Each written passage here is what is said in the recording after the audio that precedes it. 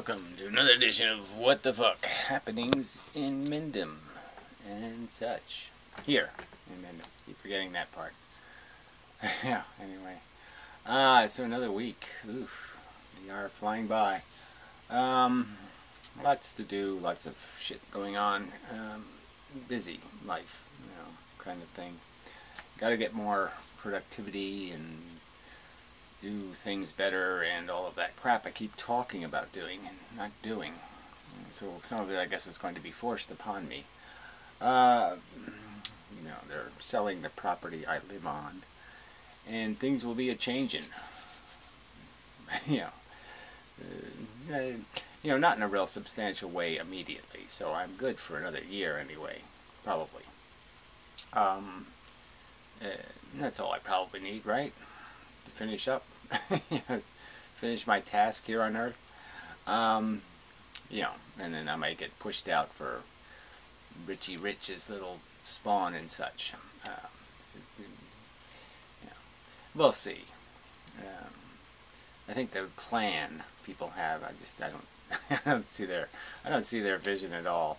But anyway, I won't go into details now because don't want to say anything to get myself in trouble or anything. But anyway, don't want to screw the deal.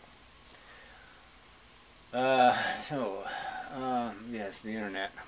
So many things. So, Hathaway made a few videos, 1-minute videos, insulting vegetarianism, claiming I'm not a vegetarian by some standard that he has, I suppose.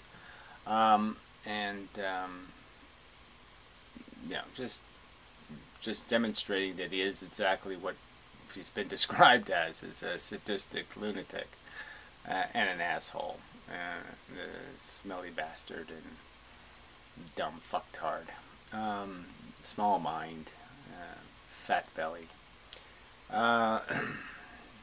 useless turd. Yeah. But they did a video. Maybe I'll play some of that at the end of this video. With his brilliant ethics, which are, everybody just agrees to everything, and everything's just fine. Yeah, I don't know. Very limited in its scope in terms of recognizing anything as anything real in the world, which is all the extortion and exploitation and uneven power. So that sort of comes up. I'm probably going to make I'm going to spend the next couple of videos. It'll probably be a few hours worth of crap. I think I'm going to play the Joe Rogan video just because I played a few minutes of it, 2 or 3. And both of these assholes, this Jordan guy and the Joe Rogan guy, seem like complete assholes. So, I might as well. So, that should be fun. Quintica guy took down a couple of his videos. Coward. Pussy. He accused other people of taking down videos, and then he takes down his videos, which is kind of ironic and funny and ludicrous. The hypocrisy. Oh my.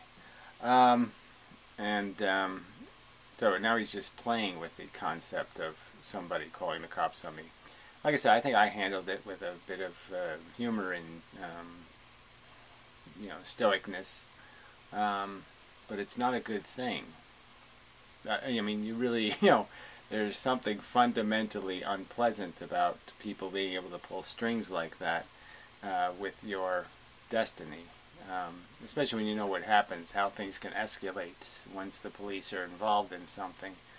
And so, the fact that I handled it well doesn't mean it isn't a grotesque thing for somebody to impose on somebody else.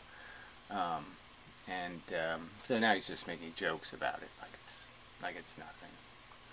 Not a big deal. So, the brilliant Pyro chimed in, and he says there's no reason to think Quintica did it. And let's understand, I never was the one I didn't come out and say he did it. That didn't happen. People in the comments gave me rational arguments to believe he did it. And then people who had personal conversations with him informed me that he didn't deny it. And but Pirro thinks there's no reason to think he did it. So the fact that he did it to conference report, that's not a reason. The fact that he didn't deny it when asked directly, that's not a reason. Wait a minute, those are reasons. Those are really good reasons to put him on a suspect list. Just not good reasons to convict, but that's not the subject, is it? The subject is there a reason to think he may have had involvement? Yes, there is reason to think so. Is there a reason to have him on the suspect list? Yes, there is reason. I mean, fuck. But Pirro needs to make friends, so he has to be all right with Quinteca. He has to try to make sure, he has to smooth things over so he can be buddies and friends with him. Because he's obviously a man of such brilliant character. It's just, bizarre. Anyway. So, otherwise, Pirro's just playing his old videos. I mean, that's just so charming. Yeah. Listen to me, critique me. Maybe not. I had an idea that was a good idea maybe a few years ago. And I thought about it and I said, no, that's not really a good idea. I mean, there are better uses of time than, improving my own, playing something I said poorly and then trying to say it better. Well, maybe it's not a terrible idea. I just don't know. Anyway.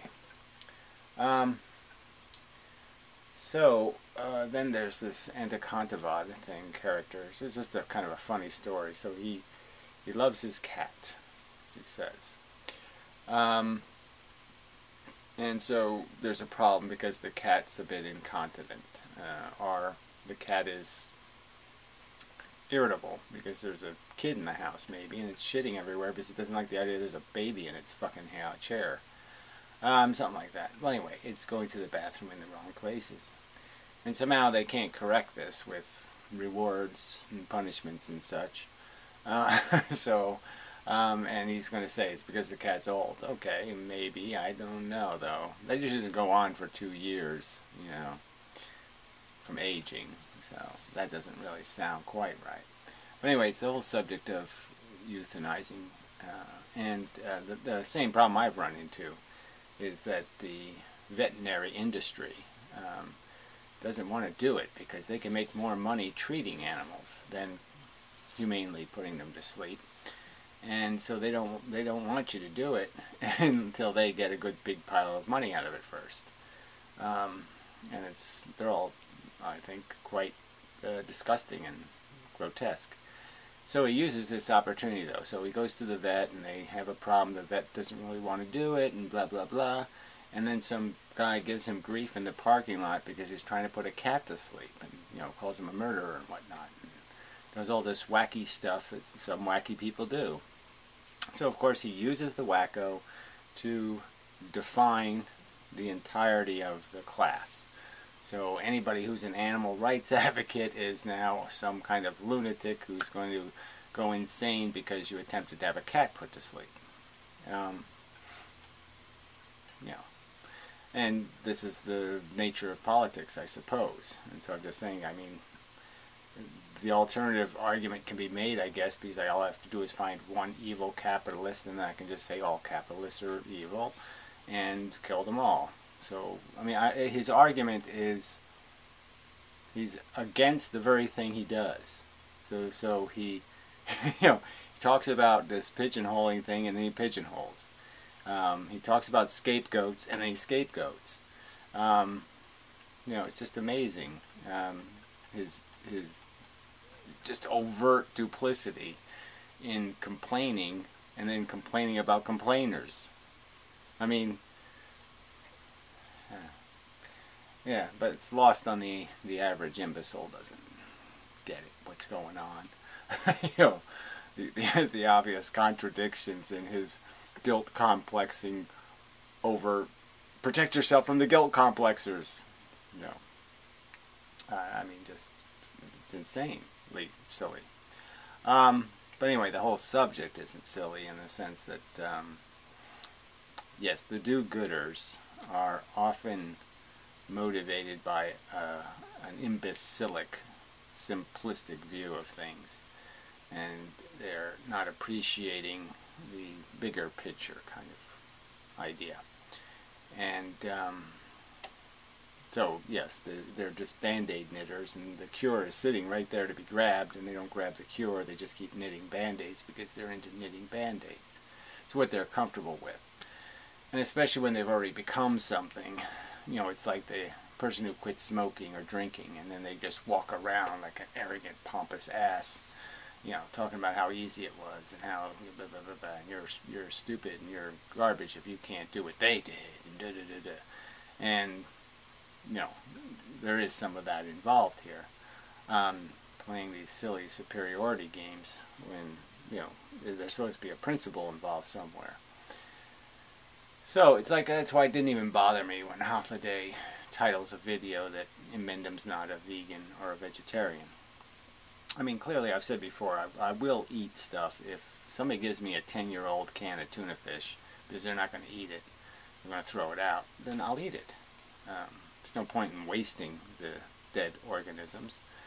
But it accounts for, you know, 0.0001% of my diet or less.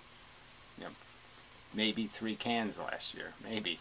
You know, so this is just such bullshit. So I'm not a vegetarian or a vegan because 0.00001% of my behavior doesn't fit in the category.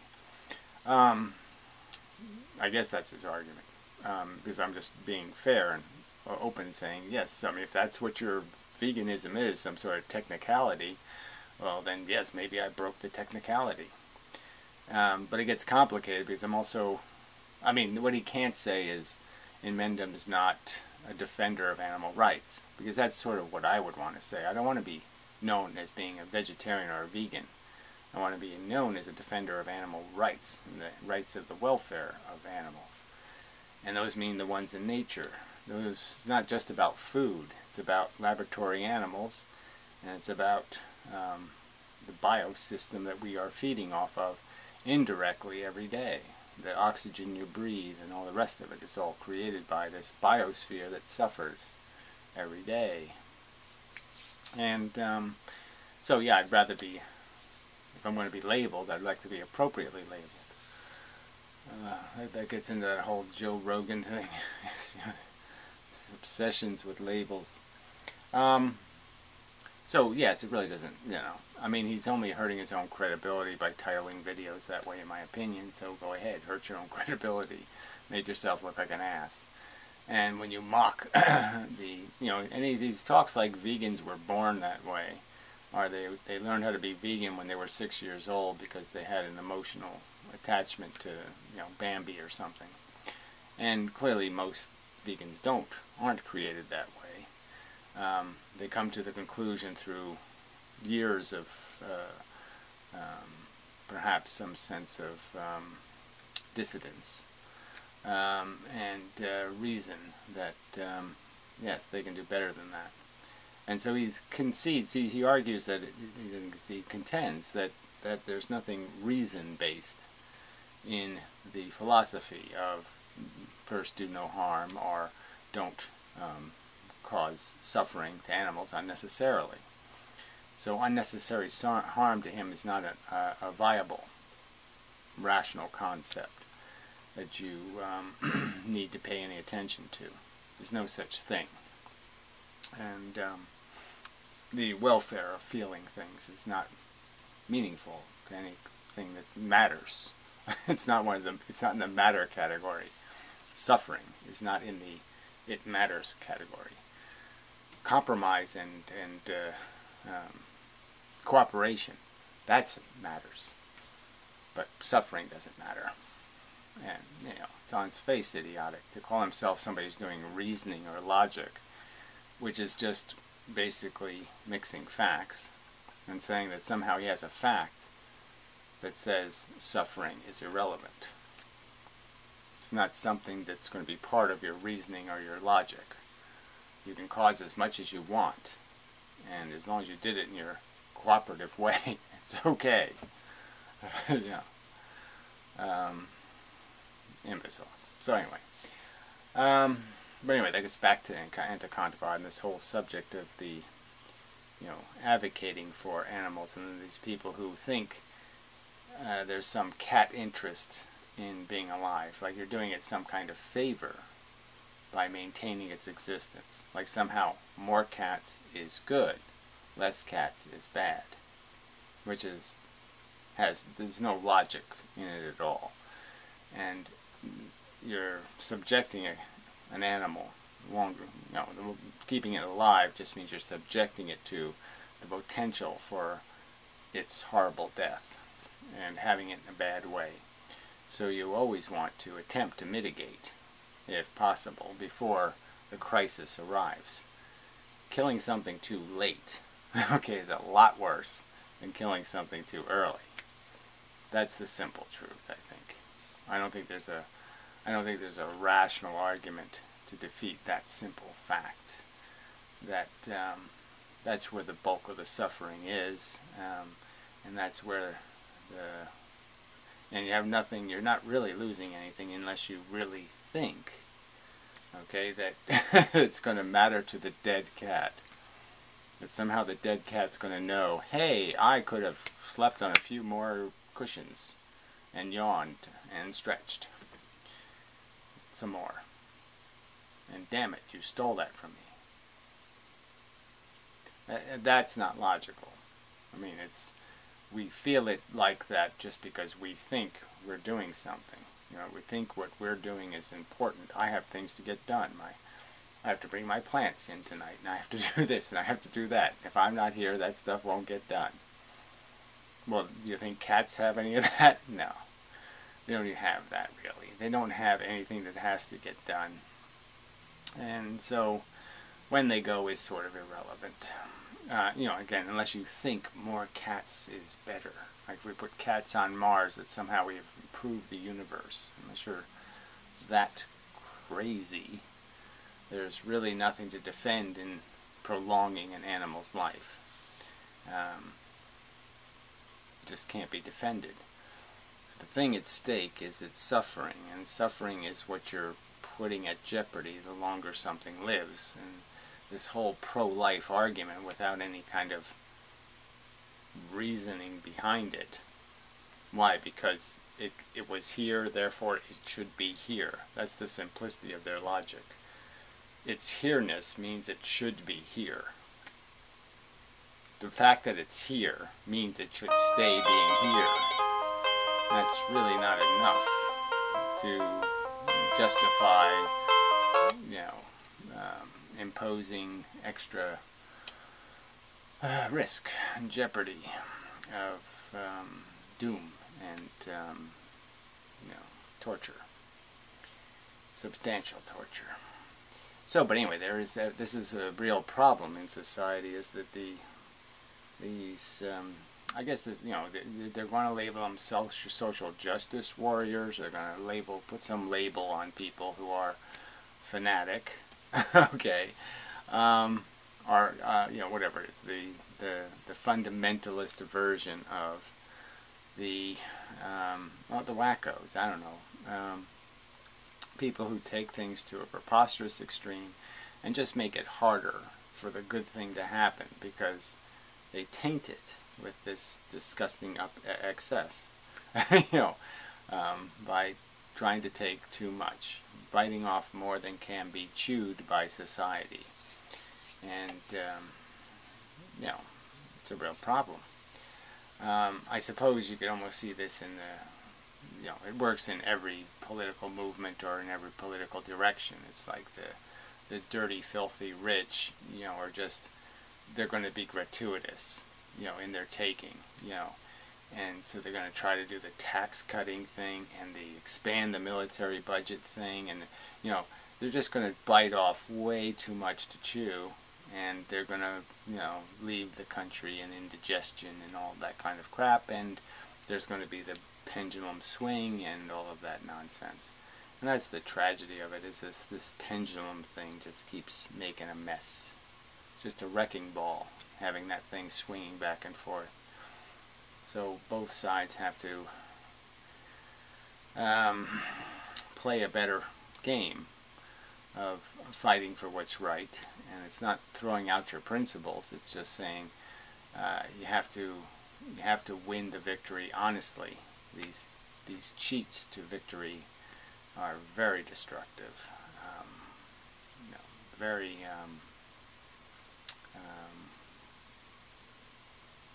you can't sustain it, and you'll create the negative reaction. So yeah, so it's a subject in itself. Conference Moore made a fairly good video. I mean, he's always playing with words, but I like that he defends language and words and their power. As I've said the same things, there's huge power in language and the words we use and how they gain their meaning.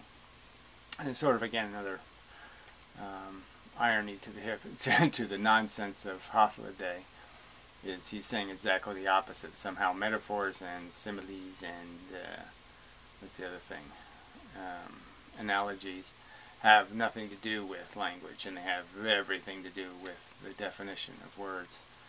And he's just being really dumb. Not to recognize that that you can only know one thing by its context, by the fact that it fits into the world. Bick. Anyway.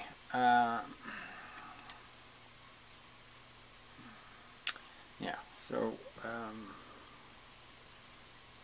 which one was? Oh yeah, so it wasn't a bad video, but it's comparing, it was on the subject of labels, and the fact that in some circumstances labels are important, and in other circumstances they really aren't, and we ought to just let it go. And that would be my preference, is just to blow up most of the labels, because most of them don't mean anything. We can liberate ourselves from all this hassle. See, I mean, what label you put on a bathroom, I can see why that can matter to people. But what label you put on me, Mr. or Mrs., who cares? I'm not really interested in having my gender identified. I don't see any circumstance where it's at all relevant in any of my interactions in the world. I don't know why. I don't want them even asking me. Not that and I'm not sensitive on this subject. I'm just saying, I just don't see the meaning of it. Why does it matter? And why am I playing this game? Because we were one time a society full of married people, and it mattered who was Mrs. and who was the Mr. I'm not playing that role. That's not the role I'm here to play. You want to identify me as something, then maybe crank would be okay, or F you for, I fucking hate you, cunt, likely. It's likely I hate you. That would be the title I would like. It's very likely I think you're a scummy, stupid cunt. That would be the title I want, the acronym. Mr. No, it doesn't mean anything. I don't really need the identification. So, I mean, the fact that we have to have labels is unfortunate. And there's too many of us, first of all, to have a number. I wouldn't mind just having a number, But yes, too many of us, so can't really do that. I suppose if we put letters in the numbers, it might be possible to shorten our numbers down to 4 or 5. I could be R1, D2, 4, or something. That would be okay with me. But again, that doesn't sing, in terms of practicality. You usually have to have some silly, stupid name. But anyway, but the idea that we should be able to define our own, that seems like something that maybe should be traditional. Is that maybe on your 18th birthday you get to rename yourself, and declare yourself for who you think you are. But then, people just, again, they'll just abuse it, so you have to limit how many characters, because they'll want to say something stupid in their name. I love Hitler, and just ruin the whole game. So anyway, but it's a legitimate crank, I suppose. So let's see. So and then I don't think there was anything else of note. Darwin's Hampshire made some video that, you know, about, I guess, the work he does. He made a new channel about being a procreation, whatever you call that when you when you buy stuff for the government or something. It's called something like procreation, but not that word. Procurement, yes, being a procurement official or something like that. And technology and buying software from idiotic gouging companies, which I don't think would be too relevant to too many people. You know, but anyway, yeah, and I thought about it, I should make a reference to it, but then I thought about all the bad videos he's made in the last 2 years, and I just said, ah, fuck it, he's an idiot. He is an idiot. I mean, you know, brilliant minds gone bad. You know, have a record of it somewhere, and he's going to be on the top of the list. I mean, concert violinist, physicist, lawyer, Trumper. I mean, what the fuck? So, I'm afraid he must be in like early stage senility, whatever, some medication problem, I don't know. A lot of this stuff probably can be blamed on medication. People make that joke. I mean, I'm not on medication, except for low thyroid. But yeah, you just think, you know, half of the, yeah, maybe it's a medication. You know, you couldn't have always been this dumb. So you think that some people, when they go, you know, bizarre left turns or bizarre right turns or whatever, you just figure, yeah, well, something's going on. Stirred their brain the wrong direction.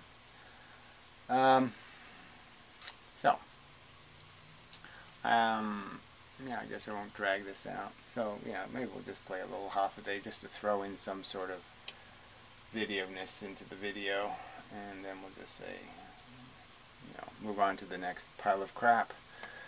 But yeah, you can see I'm just tired, and I'm sick of everything. You know, it's all very tedious. So this is his justice, a rights conception reasoned from logic. So he's making these claims that there's something logical about not recognizing the obvious, that feeling things have a welfare state, and that, you know, courtesies, respect should be based on the capacity of something to feel. You don't have to give a Coke machine too much respect, because, yeah, not too much neural activity. Not too much threat. But a bunny rabbit, yes. It's got a little feeling brain, and as long as it's conscious, you got to worry for it. Or any unreasoning. Yeah? And so unreasoning. So that means what? Unfact-based interpretation or evaluation, judgment. So again, he's claiming that he has facts to justify the rubbish he has as axioms, which are, the rubbish is basically welfare doesn't matter, it just matters about negotiating some kind of silly contract. I want to talk about the class of humans, or class of aliens, that have this feature of being able to game theoretic this thing out. Why would they bother? So again, the whole reliance on game theory that he has is just kind of silly, because that only means something when there's two things of equal power, and there needs to be some sort of compromise. So why would the aliens compromise with us? If they have huge technology, they have all the guns and pointed at us, and we have nothing to point at them, why would they negotiate? Why wouldn't they just take what they want? Why would they respect us if we have nothing to offer them, by your theory? The only reason why they would respect us is because we had some kind of welfare, some sort of condition, and that condition could be detrimentally impact in the relationship with the aliens. So they'd have to understand that we were sensitive and feeling, and that our what we felt mattered. Yeah? Then it will apply this kind of granting equality. Now, if we want to move from a civilization, to consider what happens then when evolution, then evolution wants to sprinkle in a strategy of cooperative behavior. Well, he corrects himself and says he doesn't want to. So anyway, he thinks it's cooperation. So he thinks the exploitation, and that's all it is, in nature, that is parasitism. The fact that one species exploits another species for some benefit, and as long as the other species doesn't do something offensive, they can, over time, turn that exploitation into mutual exploitation. One thing gets something, the other thing gets something. But they're both exploiting, and as soon as what they're getting they stop getting it, then there's no contract anymore. So as long as the only value here is you have to, what's in it for me? And if you think that's the foundation of justice and rights, I think you're one dumb fuck. And it doesn't want to do anything, right? But if it's to happen, then there must be some analogous feature, as though in some realms they're regarding each other. Well, like I said, there's no regarding each other. It's just gang warfare. So many social compromises that are made in the creation of a gang. You know, a gang of wolves, a gang of lions, a gang. You know, you can point to the gangs. And the fact is they make a compromise with each other in terms of mutual interest, in terms of if we cooperate with each other, we all get food. But again, if that breaks down and the cooperation no longer leads to more food, then there won't be cooperation anymore. Yeah, and they don't just dog-eat-dog world it. Yeah? Well, it is dog-eat-dog, and that's what nature's doing. So again, to sit there and make the argument from nature validates this theory, first off, I'd say that would be silly to do. Even if there was an element in nature that had something to do with this cooperation bullshit, it wouldn't be a good argument because nature's an idiot. But the fact is that even the idiot nature doesn't follow this rule. So you're wrong on both counts. Now, when you develop the feature of reason, it's not a feature. When you acquire facts and do as they order, that's all there really is. The facts dictate the logic. that you can game theory and that you can use logic, then you've got a straight question. Am I going to move forward in the world and make decisions based upon A, reason, or B, gut reactions? So again, he says everybody who disagrees with him is gut reacting, which is bullshit, and that all bad decisions have something to do with gut reactions, when no, they have to do with moronic, brick-headed, fucktarded, stupid cunts who are too stupid to acknowledge the obvious, which is, I feel, and I know my feelings matter, and I know the other organisms are the same machine as me, and they feel, and theirs matter. Now he's doing the opposite logic, but not doing it honestly. He's saying their feelings don't matter, and my feelings don't matter. That would be honest. But he doesn't think his feelings don't matter. So that's the lie. Emotional gut reactions. They may be correct. They may be correct. Well, yes, the emotions are just going to be a symptom of perceptions. So yes, if you perceive a child in jeopardy, like there's a knife, a sword sitting up in a stand, and the kid's going to fall on the sword or some other kind of thing, and you have an emotional, visceral reaction that harm's about to happen, there's nothing wrong about your visceral emotional reaction. It's a motivating mechanism. You perceive something to be wrong, you associate with something else, and you associate it with an action and an urgency. And there's nothing wrong about the emotion. So this whole idea that the emotions come from nothing is also a vacuous pile of nothing from you. Show me the emotion that comes from nothing. It doesn't.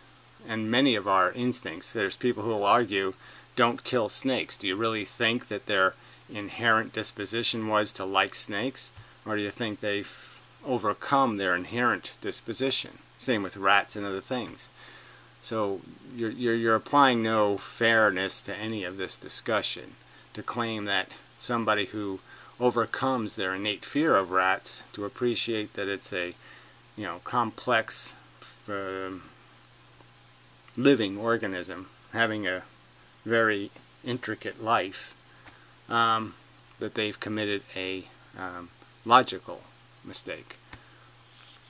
In reasoning also, but you have, you justify your gut reaction as correct, and it turns out to be correct. So again, that's what he says. Everybody who disagrees with me is doing. That's all he's saying. So if you disagree with him, then it's an emotional thing. It's not a logical thing. And, it's a rubbish argument.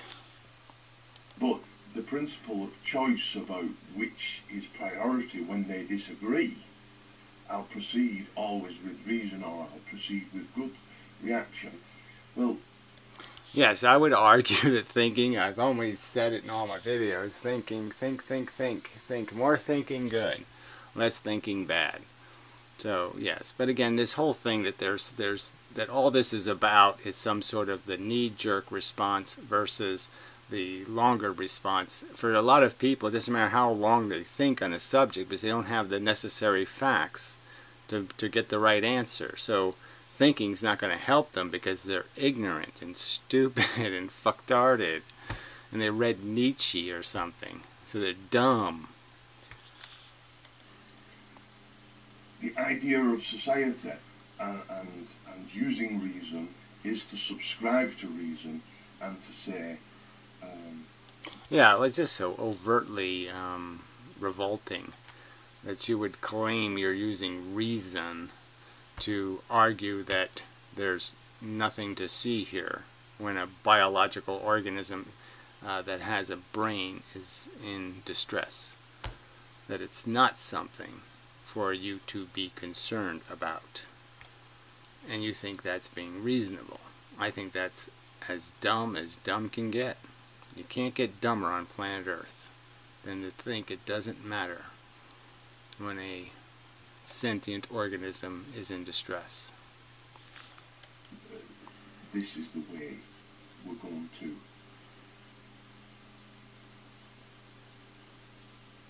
better cooperate. Cooperation was a good strategy. Well, again, what interest do these parties have in cooperation is going to be the first question. If they have no need for what the other person has to offer except to keep them in cages, there's no reason to cooperate. What necessitates cooperation with the slaves, for example? There's nothing that necessitates that cooperation except for a recognition that you're keeping them in a deprivated and less qualitative state. But by your own reasoning, they're thems, and that shouldn't matter to you. So what reason is there to be cooperative? For nature to find, now we're going to use our mind, because we recognize these gut influences, to better refine and exclude our gut reactions, to purely focus on what reason tells us. Right, he says the pureness of reason tells us that sensation doesn't exist in the other beings. They're thems and theys, and that doesn't, they can't possibly be relevant to me. Okay, their pain can only be bad to them. Can't mean anything to me. He believes that. And then we find ourselves inextricably trapped by the discoveries of mathematicians, of Kant in his insights, of the way I'm Whatever those amazing insights are, which is what, white people be better. Yeah. Wow, how insightful. I put it.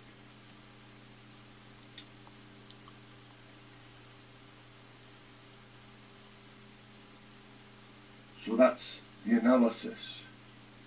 We subscribe to reason, and now we want to sit round the table. What are the... We are then... Yes, right. Okay, let's say, yes, let's all subscribe to, let's having respect for facts.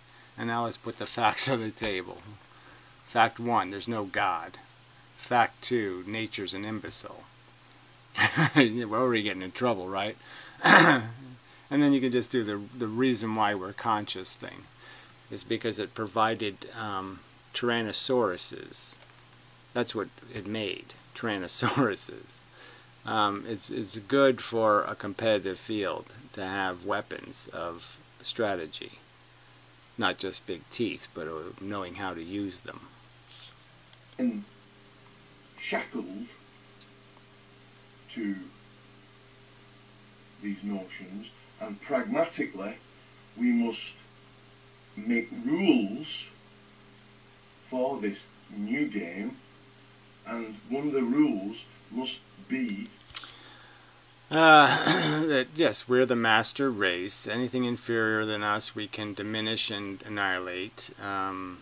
Anything that can't properly, if you can't read the Bible, then we'll kill you. The ethics of the Spanish Inquisition and the annihilation of the Indian populations of South America. To pay homage to this underlying fact and axiom. This is how we get the right's conception of society, of law, of freedom to find our own conceptions of what it means to be a good life. Yeah, well, none of that means anything, because then the commons just get exploited. I mean, let's agree, you kill all the lobsters and I'll kill all the crabs. Let's agree, you eat all the codfish and I'll eat all the mackerel. That can run parallel to other entirely different conceptions of what it means to be a good life, and yet cooperate to grant those freedoms and still, have what is a society. Yeah, well, just a pile of horse shit. If you don't get the kernel, then you don't get nothing. And the kernel is that you always have to create a system where you can't just pile all the deprivation on one class and all the luxury on another class and all of that kind of crap. And if you don't understand the concept of a quality of life, then you're not going to have any hope of getting anything called justice or rights right. You fucking idiot. Alright, well, anyway, enough of this turd. Alright, so moving on to the next thing, and to the such, and the whatnot, and the therefore, and whatever I get to. And I just don't have any, just can't find enthusiasm. But anyway, I'll just plug along and see how things go.